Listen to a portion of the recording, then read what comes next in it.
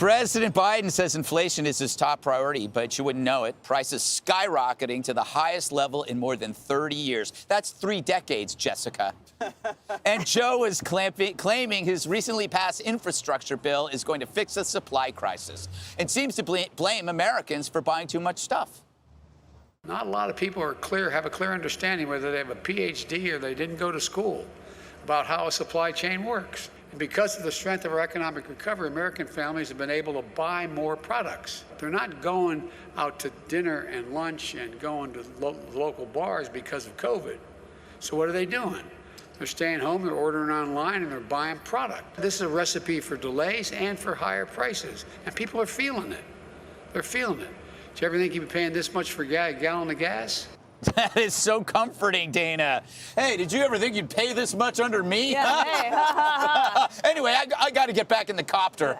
And then he said, the sun's gone down, so I gotta. You guys are cold. I gotta go. Yeah, exactly. So I will say I think there had been quite a bit of a disconnect between what Americans were caring about and what the administration was talking about. That had been going on for months.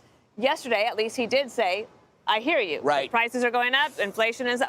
He hears all of that. But then he says, but that's why we need to do this Build Back Better bill. And when he says people don't understand the supply chain crisis, I don't think that's true. People get it, and they might not blame him directly. They might not say it's all his fault.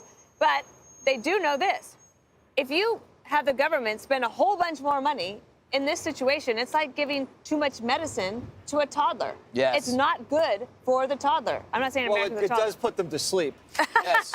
Jesse, how dare you? Does it really work? Yeah, it really works. Jesse, I was thinking you might have a montage to share. Greg, who would have ever thought we would have been paying so much for gas? Roll it. That'll just tank the stock market, and you add gas prices to the top of that, surging close to $3.50 a gallon by the summer. If it's already up now, 50 cents a gallon from when Biden was elected, nothing is worse in presidential politics than high gas prices. Yep. We don't want high gas prices. I could sure use the money with these high gas prices, let me tell you. I predicted $3.50 a gallon. Today it is $3.40 a gallon. So I did predict that, Joe Biden. He's like the kind of guy that sees on the weather it's 100% chance of rain. Mm-hmm. He goes outside without an umbrella and says, "How did I get so wet?" I mean, it's not that hard to understand when Dana said you pump $10 trillion into the economy. Between the Fed and Congress, you're going to have high gas prices. When you stretch the supply chain all the way across the Pacific into China, you wonder why there's like an armada of cargo ships sitting outside the port. If we had kept the factories here, or even in Mexico, we wouldn't have had that problem. I'd rather have made in Mexico, at least, than made in China. But you know what? Doesn't matter if you have a PhD. Doesn't matter if you have no degree. When things are expensive and inconvenient, you blame the guy at the top. And right now, that happens to be Joe Biden. Mm-hmm. Jessica, as we all know, you are pregnant, so you are buying gas for 2. It's got to be difficult. You have more cargo to carry. You might have a supply chain issue at any moment. We never know. We had to get a bigger car just so I could fit. Exactly. Yeah. What are your thoughts? Defend the president, or give us your thoughts. My thoughts, first of all, the Malibu Armada is something really funny to think about with all the cargo ships and everyone waiting there. Yep. I think Dana's right that this turn shows that the elections last Tuesday have made a difference in that there has to be a reconfiguration of how the messaging's working. And there are a bunch of moderate Democrats who've gone out talking about this, like Abigail Spanberger was on The Daily, talking about how we need a new message. We didn't hire Joe Biden to be FDR, et cetera.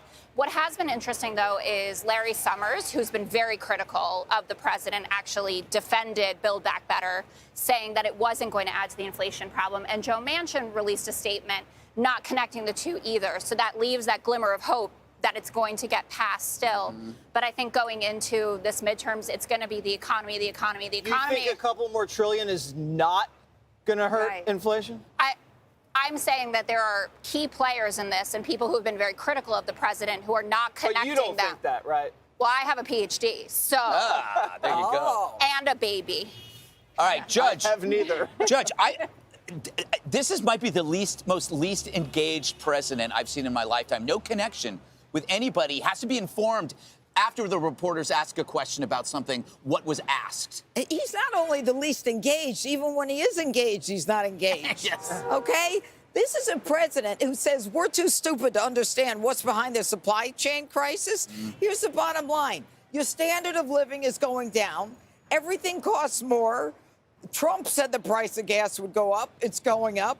And, you know, he's already telling us that Thanksgiving is going to cost more than it did last year. So we're too stupid to understand that? No, we're not. He's too stupid to explain it and too stupid to fix it. There you go. The fastest up next. Hey, Sean Hannity here. Hey, click here to subscribe to Fox News YouTube page and catch our hottest interviews and most compelling analysis. You will not get it anywhere else.